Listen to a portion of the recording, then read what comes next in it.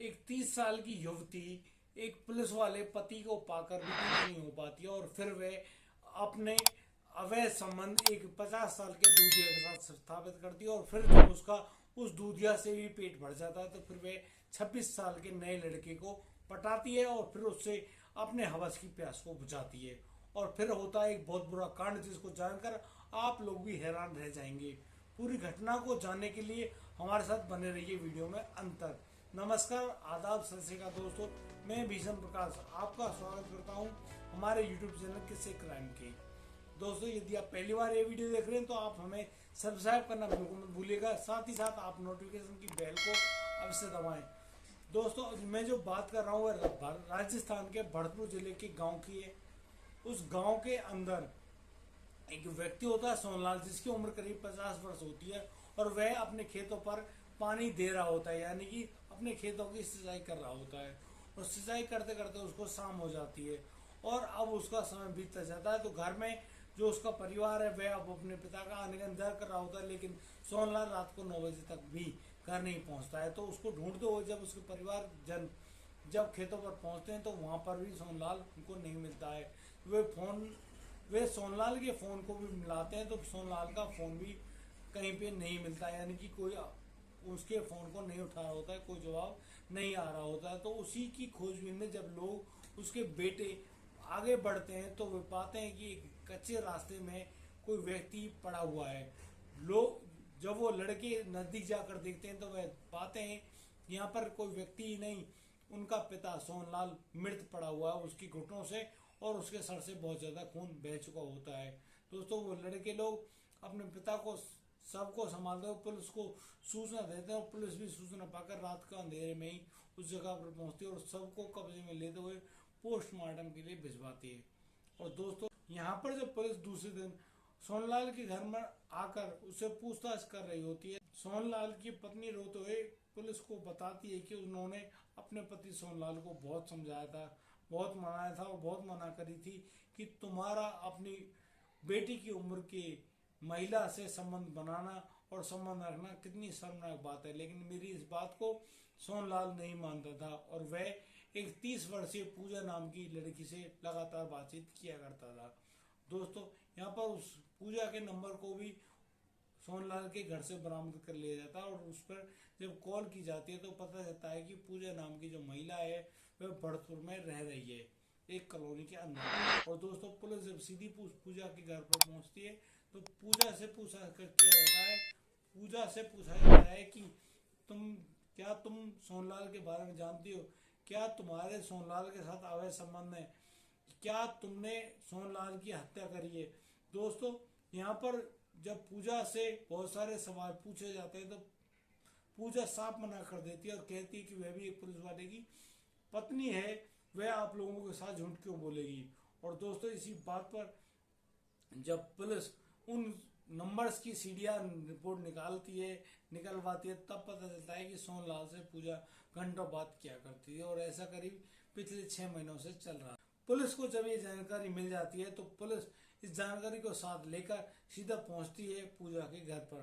पूजा यहाँ राधेश्याम नामक एक पुलिसकर्मी जो है उनकी पत्नी है, यहाँ पर राधेश्याम भी घर पर मौजूद होते हैं, और राधेश्याम से पुलिस अब जानकारी बताते हैं कि यहाँ आपकी पत्नी 50 साल के व्यक्ति सोनलाल से इस तरह से घंटों बातें किया करती थी, और अब उस सोनलाल की किसी ने हत्या कर दी है।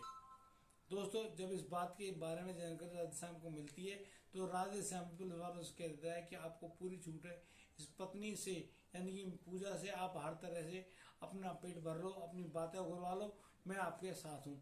और दोस्तों, अब जो पुलिस है वह महिला पुलिस कर्मचारी का सहायता लेती है, और अब पूजा से जबरदस्ती उसको ले जाकर थाने ले जाया जाता है और वहाँ सख्ती से पूछताछ की जाती है। तो यहाँ पूजा अपने सारे गुनाह को कबूल कर लेती है और वह कहती है कि वह सोनलाल से घंटों बातें किया करती थी। वह सोनलाल जब उनकी कॉलोनी में दूध देने के लिए आता था तो उसको सोनलाल का रहन सहना और बोलने का तरीका अच्छा लगता था, इसलिए उसने सोनलाल को अपने घर में बुलाना शुरू कर दिया और उसके साथ शारीरिक संबंध बनाने भी शुरू कर दिए। दोस्तों, लेकिन जब पूजा रीट की तैयारी कर रही होती है तो रीट का एग्जाम देने के लिए जब वह अपने होम टाउन से बाहर जाती है तो उसकी मुलाकात एक दीपक नाम के नवयुवक से होती है। वह दीपक करीब 26 साल का होता है और वह अपनी आंखें चार कर बैठता है पूजा से। पूजा भी दीपक को पाकर बेहद खुश होती है और दीपक को अपने घर बुला लेती है। राधेश्याम जो कि पूजा के पति हैं और राजस्थान पुलिस में कार्यरत हैं, वे अक्सर पुलिस ड्यूटी के कारण घर से बाहर रहते थे।